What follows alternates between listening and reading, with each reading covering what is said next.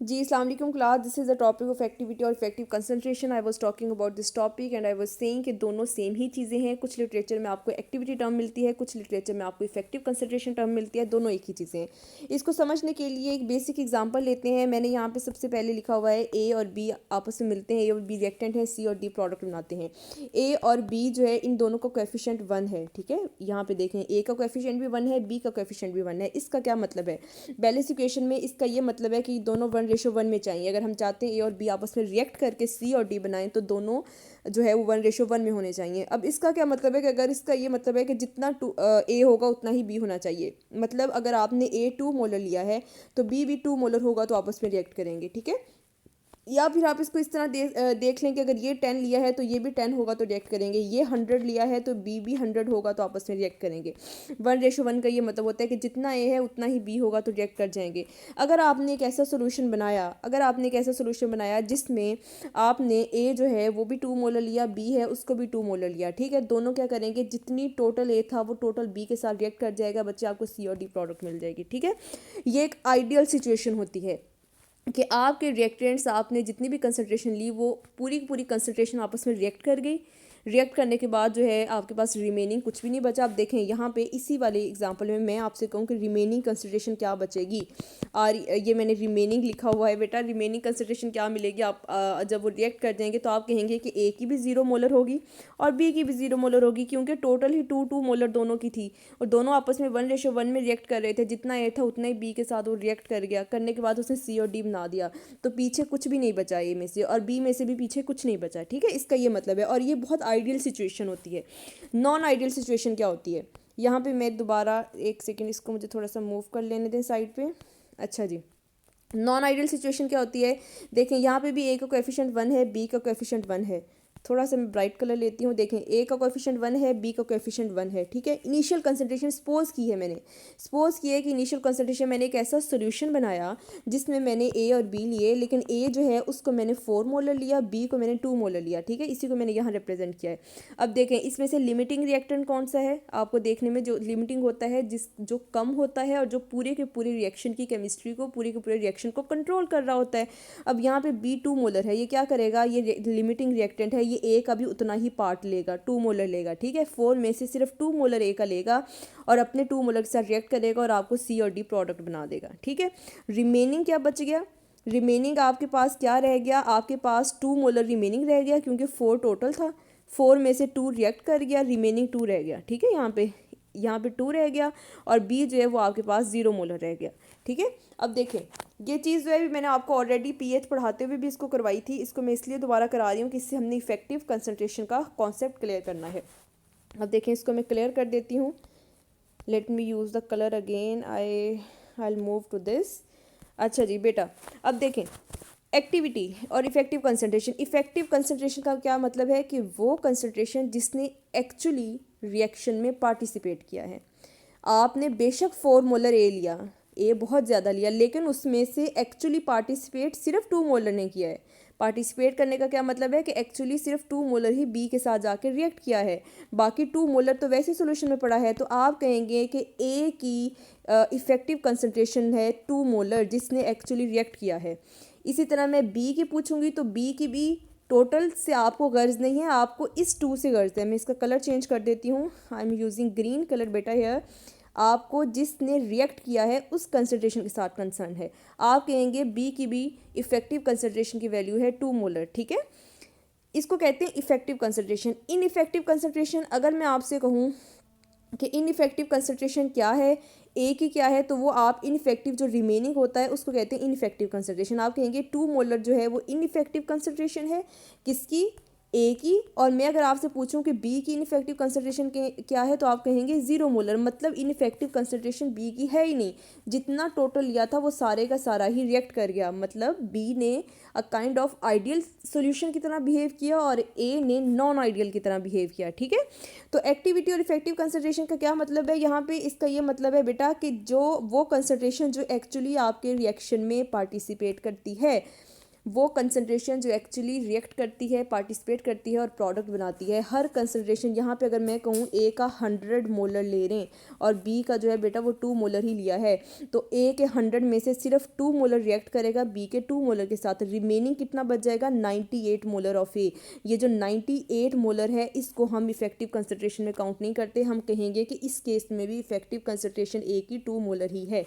ठीक है, अब ये जो इफेक्टिव कंसंट्रेशन है this is equivalent to activity, आप कहेंगे कि इस सॉल्यूशन की एक्टिविटी जो है वो 2 मोलर है। ठीक है, ए की जो एक्टिविटी है वो 2 मोलर है क्योंकि वो एग्जैक्ट वो कंसंट्रेशन है जिसने वाकई ही रिएक्शन में पार्टिसिपेट किया है। आई होप सो ये चीज़ क्लियर होगी एक्टिविटी और इफेक्टिव कंसंट्रेशन, इसको हम बहुत डिटेल से देखेंगे। एक चीज़ मैं यहाँ पे आपको बता दूँ, ये जो टॉपिक है एक्टिविटी और एक्टिविटी कोफिशिएंट दोनों टॉपिक है, इफेक्टिव कंसंट्रेशन, बेटा ये टॉपिक आप 2 से 3 केमिस्ट्री की उसमें ब्रांचेस में पढ़ेंगे। ठीक है, इसको आप एनालिटिकल केमिस्ट्री में भी पढ़ेंगे, इसको आप इनऑर्गेनिक केमिस्ट्री में भी पढ़ेंगे, इसको आप फिजिकल केमिस्ट्री में भी, इलेक्ट्रोकेमिस्ट्री में भी आप पढ़ेंगे। यहाँ पे और तीनों में कॉन्सेप्ट्स बेसिक, हर टॉपिक इसको आप किसी भी उसमें पढ़ रहे हैं उसका बेसिक कॉन्सेप्ट, बेसिक उसकी जो थ्योरी है वो सेम रहेगी, बस आप इसको एप्लीकेशन इसकी डिफरेंट होगी। ठीक है, तो यहाँ पे ये प्योरली टॉपिक आपका एनालिटिकल केमिस्ट्री का टॉपिक है, तो इसको हम प्योरली एनालिटिकल केमिस्ट्री की टर्म्स में पढ़ेंगे। ठीक है, यहाँ पे मैं आपको यही सेम चीज़ जो है वो एक एग्जांपल के साथ यहाँ पे मैं एक्सप्लेन करती हूँ। सपोज करें हमने एक बेरियम सल्फेट का सॉल्यूशन लिया, बेरियम सल्फेट क्या करेगा, पार्शली डिसोसिएट होगा, कुछ उसके आइंस जो हैं वो बेरियम आइंस में और सल्फेट आइंस में चेंज हो जाएंगे। अब पहले ये सिचुएशन देखें जहाँ पे मैंने अभी लाइन लगाई है बेटा, यहाँ पे अगर हम इसके अंदर BaCl2 ऐड कर दें, आपने कॉमन आइन इफेक्ट पढ़ा होगा, आपके माइंड में होगा, मैं थोड़ा सा आपको रिवाइज करवा देती हूँ क्योंकि इसका हमने डिफरेंस देखना है कि कॉमन आइन इफेक्ट से कैसे डिफरेंट होता है। BaCl2 में बेरियम जो है वो एक कॉमन आइन है। कॉमन आइन इफेक्ट अप्लाई तब होता है कि आप ऐसा इलेक्ट्रोलाइट अंदर जो है ऐड करते हैं जो एक आइन जिसका कॉमन हो, किसके साथ, आपका बेसिक रिएक्शन है उसके साथ। ठीक है, बेसिक आपका ये रिएक्शन है बेरियम सल्फेट, इसमें आपका इसका सोल्यूशन है, इसमें आपने बेरियम क्लोराइड डाला। बेरियम क्लोराइड जब आप ऐड करेंगे तो ये क्या करेगा, ये Ba2+ और Cl नेगेटिव आइंस देगा। ठीक है, Ba2+ का आइंस का क्या मतलब है, कॉमन आइन इफेक्ट ये कहता है कि जब Ba2+ आइंस जो है वो बेरियम क्लोराइड से आते हैं तो क्या होता है कि रिएक्शन की इस वाली साइड पे कंसंट्रेशन ज़्यादा हो जाती है क्योंकि यहाँ पे बेरियम ज़्यादा होता है। ठीक है, फिर यहाँ पे बेटा ली चैटल प्रिंसिपल होता है। ली चैटल प्रिंसिपल क्या कहता है कि जिस तरफ ज़्यादा कंसंट्रेशन होती है रिएक्शन उस तरफ मूव कर जाता है जिस तरफ कम हो। ठीक है, अगर यहाँ पे इस साइड पे मतलब रिएक्शन की जो है वो राइट साइड के ऊपर ज़्यादा कंसंट्रेशन है तो रिएक्शन इस तरह जाएगा, अगर वाइस वर्सा है तो रिएक्शन दूसरी साइड पे आ जाएगा। इन शॉर्ट, जिस तरफ ज़्यादा कंसंट्रेशन है उससे रिएक्शन उस तरफ मूव करता है जिस तरफ कम कंसंट्रेशन होती है। तो इस केस में क्या हुआ, लेट मी रिमूव दिस, ताकि थोड़ी सी जो है ना जगह यहाँ पर खाली हो जाए, फिर मैं इसको आपको थोड़ा सा एक्सप्लेन करती हूँ।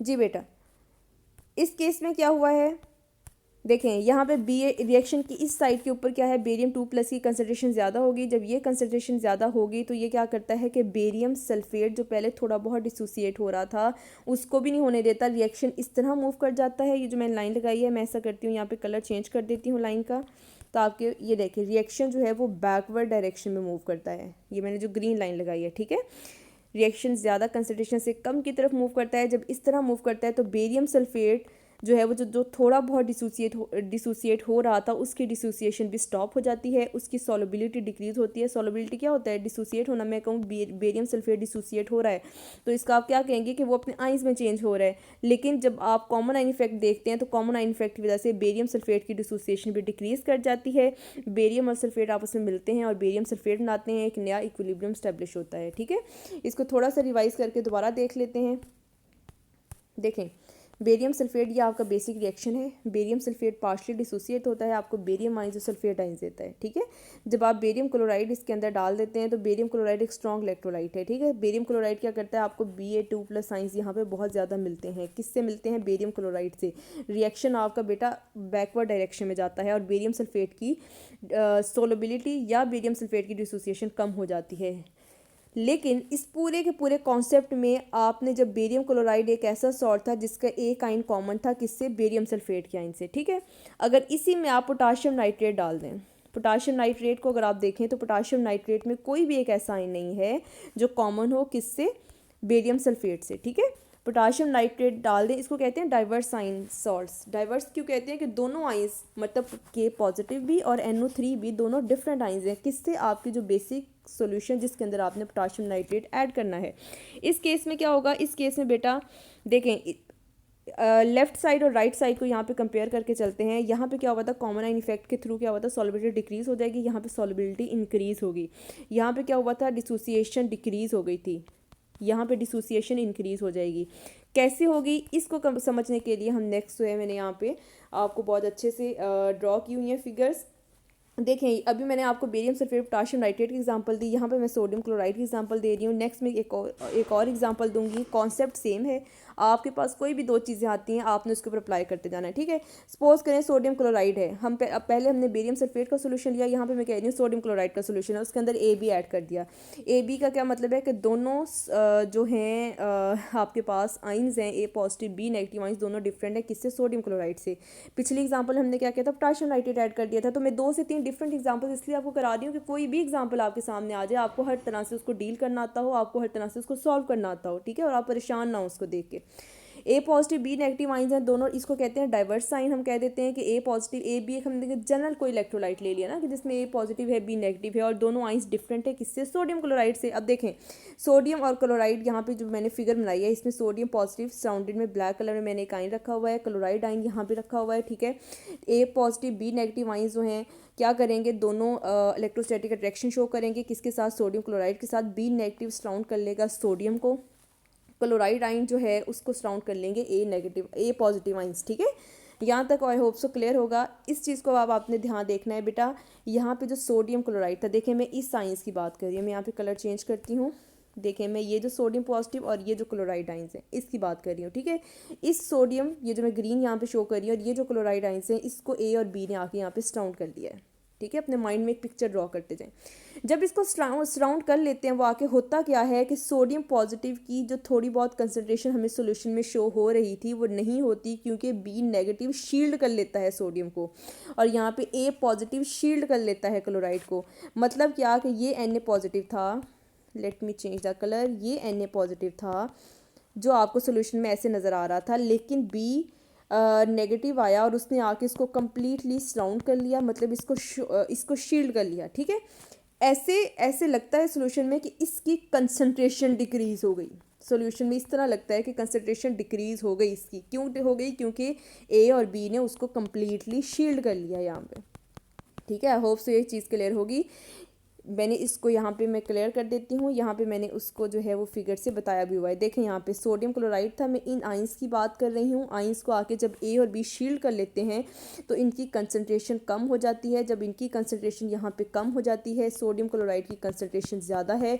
मैंने कहा था ली चैटल प्रिंसिपल कहता है कि रिएक्शन उस तरफ मूव करता है जिस तरफ कम कंसंट्रेशन हो, तो आपका इक्विलिब्रियम जो है वो ज़्यादा से कम की तरफ मूव करता है। सोडियम क्लोराइड की और डिसोसिएशन स्टार्ट होना शुरू हो जाती है, ठीक है। सोडियम क्लोराइड की डिसोसिएशन स्टार्ट होना शुरू हो जाती है। इसका मतलब है कि सोडियम क्लोराइड की there is an increase in the dissociation sodium chloride, or you can say there is the increase in the solubility of sodium chloride, ठीक है। ये बात क्लियर होगी। अब मैं आपको पिछली एग्जांपल में लेके चलती हूँ जो मैंने आपको कहा था कि इसको नेक्स्ट हम पढ़ेंगे। देखें, पोटाशियम नाइट्रेट ऐड किया था, मतलब हमने AB ऐड किया था, पोटाशियम और नाइट्रेट ने आके A और B ने इन दोनों को सराउंड कर लिया था। सराउंड करने से बेरियम सल्फेट की कंसंट्रेशन कम हो गई थी, यहाँ पे ज़्यादा कंसंट्रेशन थी। इक्विलिब्रियम उस तरफ मूव करता है जिस तरफ कम कंसंट्रेशन हो, मतलब बेरियम सल्फेट की सॉल्युबिलिटी भी इंक्रीज़ होना शुरू हो जाती है, या हम इसको कह सकते हैं कि डिसोसिएशन स्टार्ट होना शुरू हो जाती है वीक इलेक्ट्रोलाइट की, ठीक है। इन दोनों को यहाँ पे आप देखें बेटा, तो ये दोनों इन्वर्स तरीके से रिएक्शन जो है प्रोसीड हो रहा है। एक में इक्विलिब्रियम जो है वो राइट साइड की तरफ जा रहा है, एक में लेफ्ट साइड की तरफ जा रहा है। एक में कॉमन आइन इफेक्ट अप्लाई हो रहा है तो सॉल्युबिलिटी डिक्रीज़ हो रही है, एक में कॉमन आइन इफेक्ट अप्लाई हो रहा है तो सॉल्युबिलिटी जो है वो इंक्रीज़ हो रही है। आई होप सो ये चीज़ क्लियर होगी। इस एग्जांपल से मैंने आपको बताया है। इसको थोड़ा सा और हम डिटेल से पढ़ेंगे। क्योंकि हमने इसको एक्टिविटी के टर्म में पढ़ना है, ठीक है। यहाँ से मैं आपको एक कॉन्सेप्ट, बेसिक कॉन्सेप्ट जो था उसको मैं क्लियर कर रही थी। अच्छा जी, मैं एक डिफरेंट कलर यूज़ कर लेती हूँ।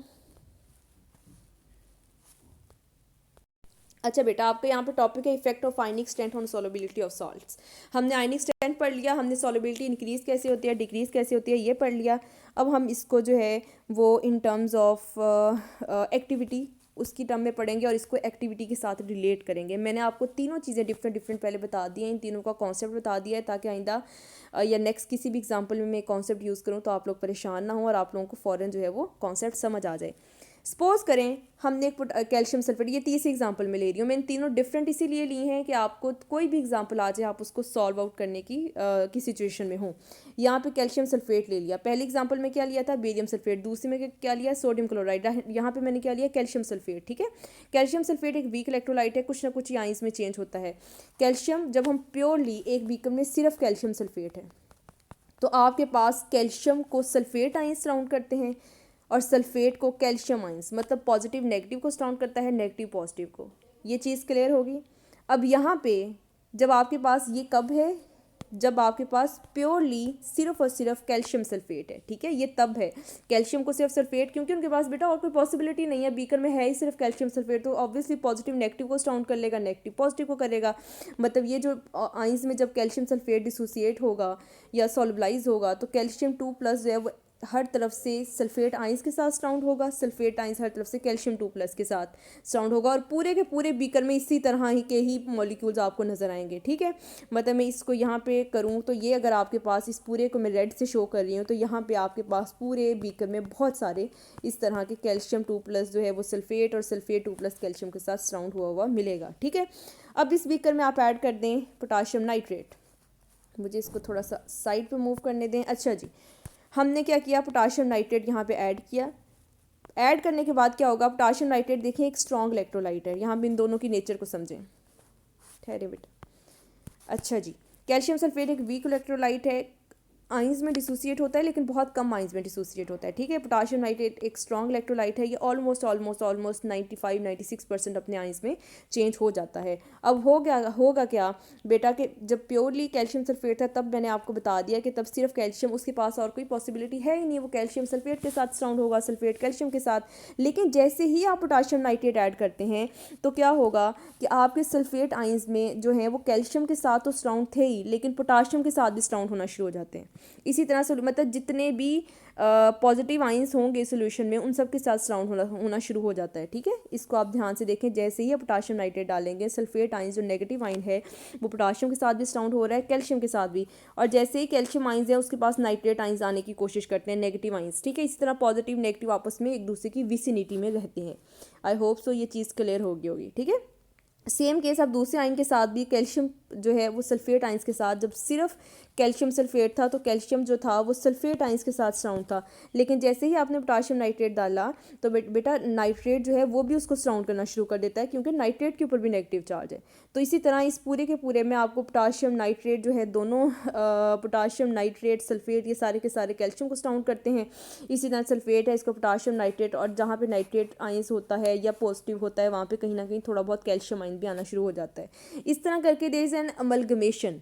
मैं सिर्फ आपको पॉजिटिव और नेगेटिव, ये सिंपलेस्ट इलेक्ट्रोस्टैटिक इंटरेक्शन है, मैं सिर्फ आपको बता रही हूँ कि आइंस किस तरह एक दूसरे को सराउंड करना शुरू हो जाते हैं। ठीक है, अच्छा बेटा इसको और थोड़ा सा डीपली जब हम इसी स्ट्रक्चर को पढ़ते हैं, ठहरे मुझे इसको थोड़ा सा ऊपर मूव करने दें यहाँ पे। ठीक है, अच्छा जी बेटा, let me use another dark colour, I think so it must be purple. ठीक है, अच्छा जी, in case of sulphate it is surrounded by cations मोर।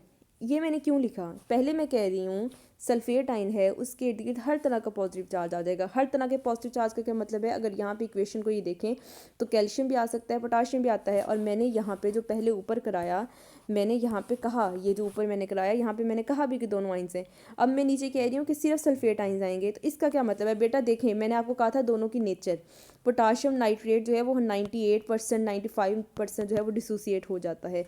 इसका मतलब है आपके सोल्यूशन में बहुत ज़्यादा के पॉजिटिव हैं, के पॉजिटिव बहुत ज़्यादा हैं, कैल्शियम बहुत कम है। ठीक है, ये जो फिगर शायद आपने ध्यान दिया हो, मैं इसको थोड़ा सा नीचे मूव करती हूँ, I am using black colour here. यहाँ पे जो मैं फिगर बनाई थी इसमें भी मैंने कैल्शियम 2-3 बनाए थे, पोटाशियम बहुत ज़्यादा बनाए थे, क्योंकि आपके सोल्यूशन जो है ना, आपका जो बीकर है उसमें पोटाशियम है ही बहुत ज़्यादा, क्योंकि potassium nitrate almost completely dissociate हो गया है, तो कैल्शियम है ही बहुत कम। तो हम क्या करते हैं अपनी आसानी के लिए उस सोल्यूशन की केमिस्ट्री को समझने के लिए हम क्या करते हैं बेटा, हम ये कह देते हैं कि सल्फेट आइंस जो है वो सिर्फ केटाइंस के साथ जो है वो ज़्यादा साउंड किया हुआ है। केटाइंस भी कौन से, पोटाशियम पॉजिटिव के साथ, ठीक है।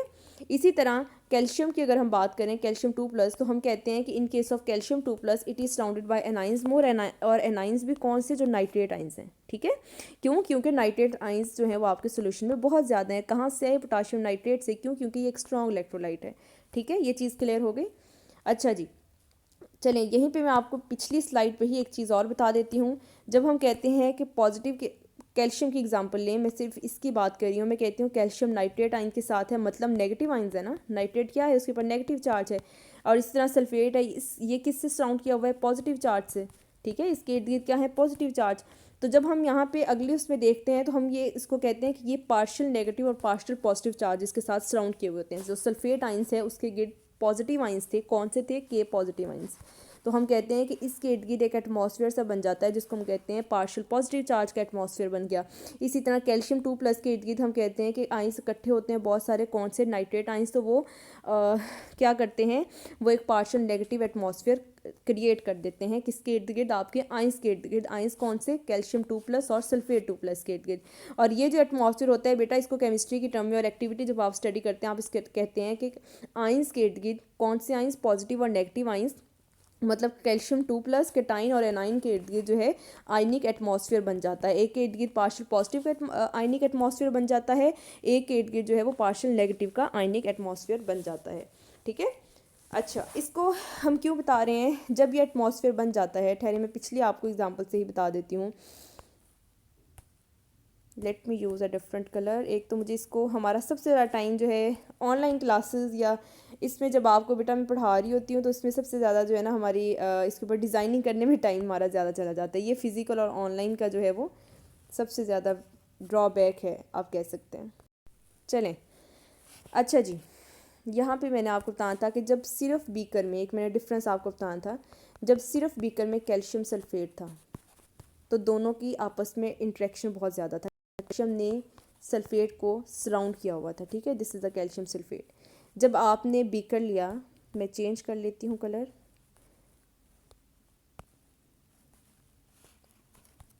अच्छा जी, जब आपने एक बीकर लिया, उसमें कैल्शियम सल्फेट भी है और पोटाशियम नाइट्रेट भी है, KNO3। तो यहाँ पे कैल्शियम के इर्द गिर्द डिफरेंट चार्जेस आ गए, सल्फेट के इर्द गिर्द डिफरेंट चार्जेस आ गए। तो जो कैल्शियम और सल्फेट की आपस की इंटरेक्शन था, जब वो प्योरली सिर्फ कैल्शियम सल्फेट था, उसमें कोई पोटाशियम नाइट्रेट नहीं था, तो उनकी आपस में इंटरेक्शन या अट्रैक्शन, ठीक है, इंट्रैक्शन की बात करें या अट्रैक्शन, वो बहुत ज़्यादा थी। उनकी इलेक्ट्रोस्टैटिक अट्रैक्शन बहुत ज़्यादा थी। लेकिन जैसे ही आपने कोई आयन डाला, कोई इलेक्ट्रोलाइट डाला, या आपने कोई इनर्ट सॉल्ट, इनर्ट का सॉल्ट का जिसमें कि पोटाशियम नाइट्रेट है, ठीक है, या इसको डाइवर्स आयन सॉल्ट भी कहते हैं, जैसे ही आपने बेटा ये ऐड किया, तो कैल्शियम सल्फेट की आपस में इंट्रैक्शन या अट्रैक्शन बहुत कम हो गई।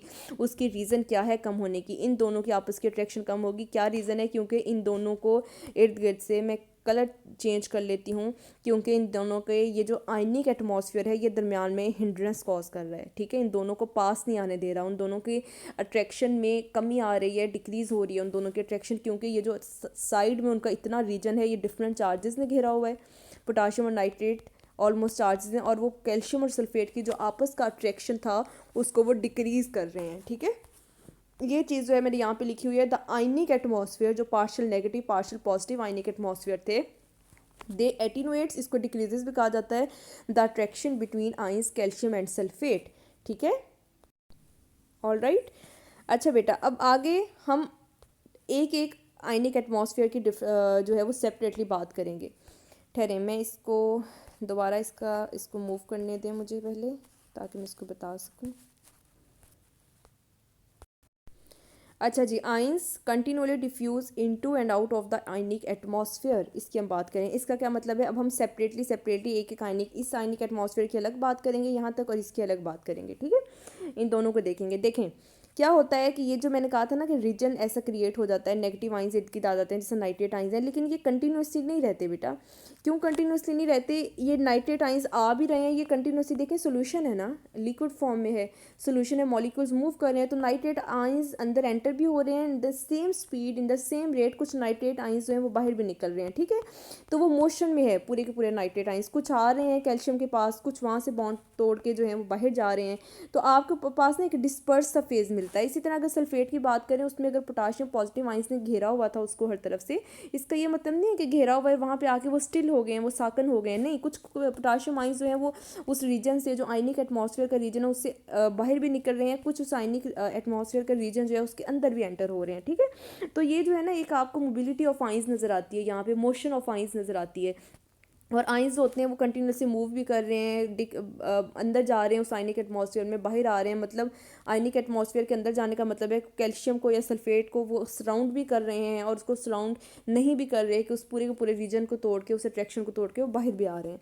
इसको बताने का मकसद क्या है, ये इसको हम क्यों स्टडी कर रहे हैं, इसको अगर हम देखें तो हमें ये जो ये वाली लाइंस हैं, लास्ट 2 लाइन लिखी हुई हैं, इसको अगर हम देखें तो ये पूरे का पूरा कॉन्सेप्ट जो है इसका यहाँ पे लिखा हुआ है, the net charge in the atmosphere. मतलब अगर इस एटमॉस्फेयर, एक ही हमसे बात कर लेते हैं ना कि इस एटमॉस्फेयर का चार्ज, जिसको मैं ये जो है वो पिंक कलर में जिसको मैं सर्कल कर रही हूँ, ये जो नेट एटमॉस्फेयर का चार्ज है, किसकी वजह से? नाइट्रेट आइंस की वजह से, जो नेगेटिव यहाँ पे पार्शियल नेगेटिव चार्ज होगा। ये जो चार्ज है इसके इर्द गिर्द बेटा ये कम होगा than the charge of the anion at the centre sulphate and at the cation at the centre calcium 2+। इसका क्या मतलब है? इसका ये मतलब है कहने का कि ये जो चार्ज है जिसको मैंने यहाँ पे पिंक शो किया था, इसका चार्ज कम है as compare to this charge, ठीक है। ये चार्ज बहुत ज़्यादा है कैल्शियम, सिर्फ कैल्शियम 2+ का चार्ज बहुत ज़्यादा है देन इस होल रीजन के। ये जो बाकी पूरे का पूरा रीजन जो मैंने पिंक में यहाँ पे किया था, इस पूरे के पूरे रीजन का बहुत कम चार्ज है, ठीक है। उन्होंने आपस में उन दोनों का कंपैरिजन बताया हुआ है यहाँ पे। इसी तरह सल्फेट आइंस की बात कर लें, यहाँ पे मैं डिफरेंट कलर यूज़ कर लेती हूँ, पर्पल। तो ये जो पर्पल का रीजन है सारा, जो पोटाशियम पॉजिटिव ने सराउंड किया हुआ था, इसकी वजह से अगर इस चार्ज की स्ट्रेंथ की बात करें तो ये चार्ज जो है, इसको हम पॉजिटिव कह रहे थे आयनिक एटमॉस्फेयर को, तो ये बहुत कम है एज़ कम्पेयर टू सिर्फ इस चार्ज के। ये जो सेंटर में चार्ज है सल्फेट का, ठीक है, सिर्फ ये जो चार्ज है ये बहुत ज़्यादा चार्ज है। क्यों? क्योंकि बेटा ये, इसको आप देखें ये क्यों कम है, क्यों ज़्यादा है। यहाँ पे ये जो आपका आयनिक एटमॉस्फेयर में था, मैं कलर चेंज कर लेती हूँ, ये जो आयनिक एटमॉस्फेयर के चार्जेस थे बेटा, ये इसमें मैंने अगेन आपको पहले भी बताया है कि यहाँ पे आइंस जो है वो कंटिन्यूसली मूव इन हो रहे हैं, मूव आउट हो रहे हैं, ठीक है। तो वो जो एक चार्ज स्टेबल नहीं है, जो, और जब भी चार्ज स्टेबल नहीं होता वो चार्ज हमेशा कम होता है, उसकी इंटेंसिटी डिक्रीज हो जाती है। अगर हम सेंटर में कैल्शियम और सल्फेट की बात करें, तो जो कैल्शियम है या सल्फेट आइंस है, ये एक जगह इनका चार्ज स्टेबल है, ठीक है। इसमें कोई भी move in and move out वाला कॉन्सेप्ट नहीं है, ठीक है। तो इसलिए यहाँ पे स्टेबिलिटी ज़्यादा है चार्जेस की, वो एक जगह पे स्टिल हैं, तो यहाँ पे इनकी चार्जेस की स्ट्रेंथ ज़्यादा होगी या नेट चार्ज इनके ऊपर ज़्यादा होगा एज़ कम्पेयर टू उनके जो रिलेटेड आयनिक एटमॉस्फेयर हैं उस सारे आयनिक एटमॉस्फेयर से, ठीक है। अच्छा, अब फिर उन्होंने रिलेट किया हुआ है कि एक सल्फेट आइंस जब हमने लिया, सिंपल सल्फेट आइंस, मैं यहाँ पे आपको कलर चेंज करके बता देती हूँ। देखें यहाँ पे उन्होंने ये डिफरेंस इन दोनों का बताया हुआ है। क्या बताया हुआ है? उन्होंने कहा कि इस पूरे का पूरा रीजन को लें, इस पूरे का पूरा नेट चार्ज हम कैलकुलेट करें, तो नेट नेगेटिव चार्ज जो आएगा वो एज़ कम्पेयर टू सिर्फ सल्फेट आयन लें तो उससे कम होगा, ठीक है। कैसे कम होगा? मतलब आपने एक सेपरेटली सिर्फ सल्फेट आयन लिया, दूसरा आपने ये चार्ज लिया जिसमें सल्फेट आयंस आपके सेंटर में था, उसको सराउंड किया हुआ था पार्शियल पॉजिटिव चार्ज ने, ठीक है। तो अगर आप इसकी स्ट्रेंथ को सिर्फ इसकी स्ट्रेंथ से कंपेयर करें, मैं कलर चेंज कर देती हूँ, इस सल्फेट आइंस की सिर्फ इस सल्फेट आइंस के साथ कंपेयर करें तो बेटा ये कम है, ये ज़्यादा है। क्यों ज़्यादा है? इसकी भी वही रीज़न है कि यहाँ पे चार्जेस ने जो सराउंड किया हुआ है, तो जो एक्चुअल नेगेटिव चार्ज था उसको कुछ ना कुछ शील्ड कर दिया है। ये मैंने आपको पहले भी बात बताई थी। ये जो नेगेटिव चार्ज जिसको मैंने यहाँ पे रेड में किया हुआ है, मैं इसका कलर चेंज करके पर्पल कर देती हूँ। ये जो सेंटर वाला बेटा सल्फेट आइंस था, इसको ये जो साइड पे आपके पॉजिटिव चार्जेस आए हैं इन्होंने शील्ड किया है और उन्होंने उसकी नेगेटिव स्ट्रेंथ को कम कर दिया है। लेकिन यहाँ पे सिर्फ आपका जो है वो नेगेटिव चार्ज ही पड़ा हुआ है, इसको ऐसा कहीं से शील्डिंग नहीं मिली, तो आप कहेंगे कि इसका पॉजिटिव जो नेगेटिव स्ट्रेंथ है इसकी या नेगेटिव चार्ज है वो ज़्यादा होगा एज़ कम्पेयर टू दिस जिसमें आयनिक एटमॉस्फेयर होता है। मतलब एक नेगेटिव आयन के इर्द गिर्द एक पार्शियल पॉजिटिव चार्जेस जो है वो उसने सराउंड किया हुआ होता है। इस लाइन को देख लें, द केटाइन, कौन सा cation, calcium 2 plus it's negative atmosphere, मतलब partial negative has less positive charge than the cation calcium 2 plus alone. या फिर आप दूसरी तरफ आए तो उसको भी सेम इसी तरह कंपेयर किया हुआ है, the anion sulphate plus its ionic atmosphere partial positive has less negative charge than the anion कौन सा सल्फेट अलोन। ठीक है, आई होप सो ये चीज़ क्लियर होगी।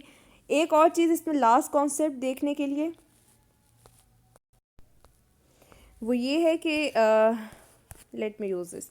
अच्छा जी, वो ये है बेटा कि देखें, आपने यहाँ पे अब इन दोनों को कंपेयर करना है आपस में। कैसे कंपेयर किया हुआ है, इन्होंने कहा कि जब आपके पास एक बीकर था जिसमें सिर्फ कैल्शियम सल्फेट था, ठीक है, जब सिर्फ कैल्शियम सल्फेट था तो इनकी आपस की अट्रैक्शन बहुत ज़्यादा थी, कैल्शियम की और सल्फेट की बहुत ज़्यादा अट्रैक्शन थी। लेकिन एक आपने बीकर लिया जिसमें आपके पास कैल्शियम सल्फेट है और प्लस इसके अंदर पोटाशियम नाइट्रेट है, उसकी वजह से आपको ये एक पार्शियल नेगेटिव और कैल्शियम 2 प्लस का आपको एक जो है आयनिक एटमॉस्फेयर मिला केटाइन के। तो इस केस में उन्होंने अट्रैक्शन की बात की हुई है, अट्रैक्शन को आपस में कंपेयर किया हुआ है कि जब ऐसी सिचुएशन होती है तो उसमें क्या होता है कि इन दोनों की मतलब ये जो सेंटर वाला न्यूक्लियस मतलब कैल्शियम 2 प्लस है उसकी पार्शियल नेगेटिव के साथ अट्रैक्शन कम होती है।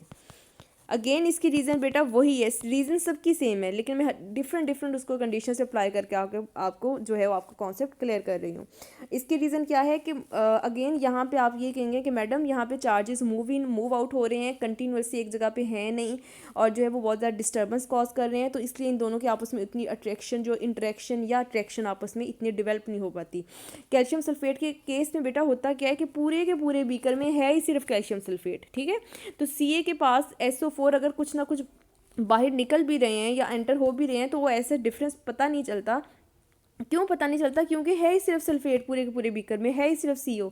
कोई किसी किस्म की पोटाशियम नाइट्रेट A पॉजिटिव या B नेगेटिव या कोई भी और आप सॉल्ट डाल दें, कोई डिफरेंट पोटाशियम नाइट्रेट डाल दें, पोटाशियम क्लोराइड डाल दें, कैल्शियम क्लोराइड डाल दें, किसी भी और की वजह से हिंड्रेंस कॉज हो ही नहीं रही, तो आप कहेंगे कि इसलिए इस केस में कैल्शियम और सल्फेट जो है it has more attraction between calcium 2 positive and sulphate 2 negative, मतलब केटाइन और एनाइन में यहाँ पे ज़्यादा अट्रैक्शन होगी एज़ कम्पेयर टू दिस जिसमें आयनिक एटमॉस्फेयर होता है। ठीक है, आयनिक एटमॉस्फेयर किस में है मैं दोबारा आपको बता देती हूँ। आयनिक एटमॉस्फेयर हेयर, और यहाँ पे सिर्फ जब आपके पास बीकर में कैल्शियम सल्फेट था उसके साथ हम कंपेयर कर रहे हैं, यहाँ पे अट्रैक्शन कम होगी, यहाँ पे अट्रैक्शन ज़्यादा होगी। और क्यों ज़्यादा होगी? वही move in and move out of charges की बात हो रही है। ठीक है, अच्छा जी, इसी को सेम अप्लाई किया हुआ है अगर इसको हम देख लें, एक सेकेंड। अच्छा जी, हमने क्या किया था केटाइंस के केस में बेटा, द नेट एनाइंस के केस में भी सेम ये है, जब आपके पास कैल्शियम सल्फेट होता है तो मोर अट्रैक्शन बिटवीन कैल्शियम और सल्फेट होगी। जब आपके पास सल्फेट आइंस और उसका जो आयनिक एटमॉस्फेयर जो कि पार्शियल पॉजिटिव है वो होगा तो उस केस में नेट अट्रैक्शन जो होती है वो कम होती है। ठीक है, अच्छा, जितना ज़्यादा चार्ज होगा आयनिक एटमॉस्फेयर में उसकी आयनिक स्ट्रेंथ उतनी ज़्यादा होगी। ये बात मैंने शुरू में भी आपको बताई थी, यहाँ पे भी बता देती हूँ। जितना ज़्यादा